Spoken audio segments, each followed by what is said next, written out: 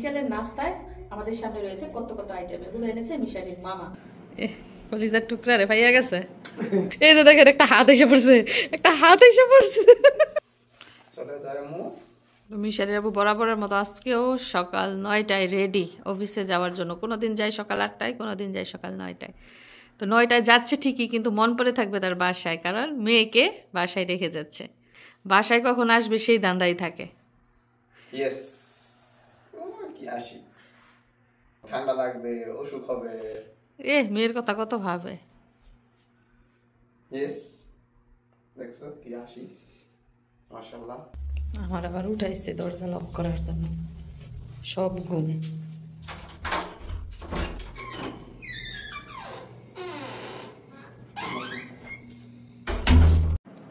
দেখেন 2,60,000 টাকারও বেশি দাম দিয়া মোবাইল না, মোবাইল ফুরে রয়েছে এই যে আলমারির ভিতরে।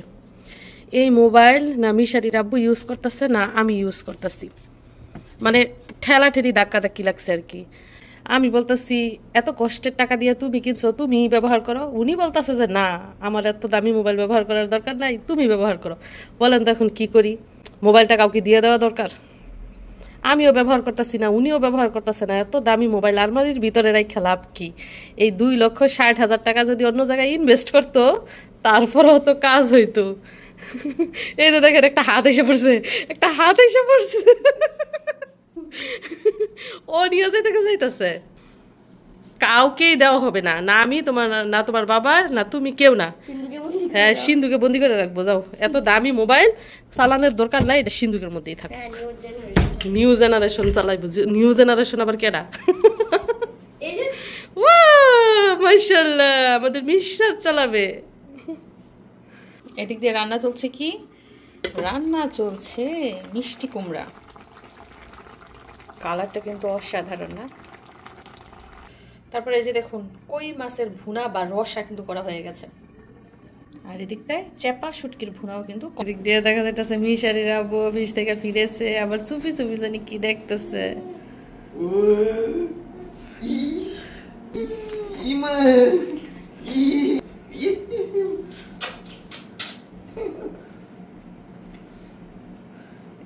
কলিজার টুকরা রে ভাইয়া গেছে।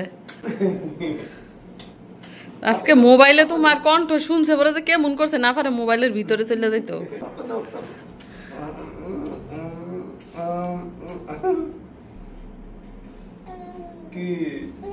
কি আবার দেখে গো? বাবা মেয়ের মোহাব্বত কে দেখে আবার এগুলা? কেউ দেখেন না কিন্তু আপনারা।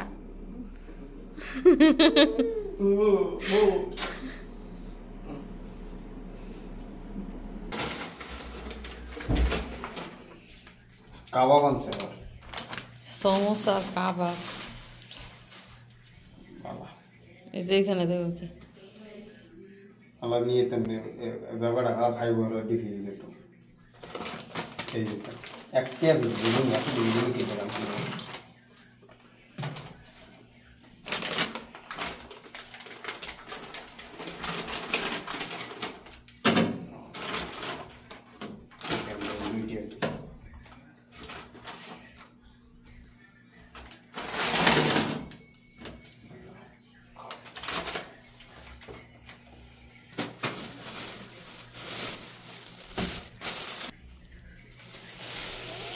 তো দেখেন আমার ভাই কি কি আনছে, সবজি টবজি বাজার করে আনছে, সাথে জিলিপি, বেগুনি, রোল, পেঁয়াজু, কাবাব, সমুচা, তারপর হচ্ছে তরমুজ। এগুলো শুধু নাস্তার আইটেম।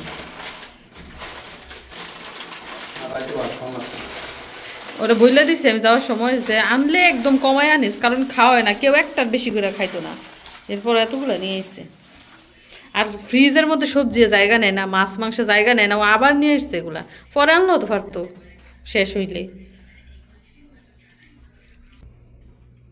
তরমুজটা দেখতে কিন্তু অনেক লাল দেখা যাইতেছে, এখন কাটলে খেলে বোঝা যাবে কতটা মজা। আর এদেশের তরমুজ কিন্তু বাল্লা বাল্লা থাকে, বালিতে হয়তো বাল্লা বাল্লা থাকে, আর এমনিতে অনেক মজা লাগে। তো এইখানে যে নাস্তার আইটেমগুলো দেখছেন এগুলোর ভিতরে কোনোটাই আমার ফেভারিট না, আমার সবচেয়ে প্রিয় হচ্ছে এই তরমুজ। তো মিশারিরা বুট রেডি তরমুজ কাটার জন্য।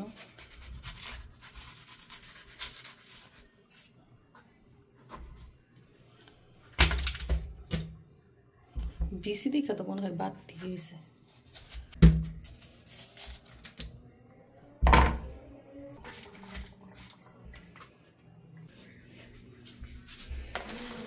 তরমুজও কাটা হয়ে গেছে। এই যে দেখুন বিকেলের নাস্তায় আমাদের সামনে রয়েছে কত কত আইটেম। এগুলো এনেছে মিশারির মামা। তরমুজ, সমোচা, কাবাব, রোল, পেঁয়াজু, বেগুনি আর জিলিপি। তো আমি একটু টেস্ট করি তরমুজ। আমার অনেক দিন ধরে ইচ্ছে করছিল তরমুজ খেতে। আর এই দেশের তরমুজ একটু বাল্লা টাইপের, মজা লাগে খেতে। অনেক মিষ্টি। কালারটা কিন্তু এতটা লাল না, অন্য সময় যে লাল কালার থাকে হালকা একটু কম লাল, কিন্তু অনেক মিষ্টি, অনেক মিষ্টি।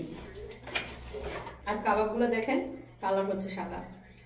আমাদের বাংলাদেশে কাবাব কিন্তু লাল টুকটোকা থাকে, এখানে সাদা। এগুলো হচ্ছে চিকেন কাবাব এবং এগুলো হচ্ছে চিকেন সমোচা।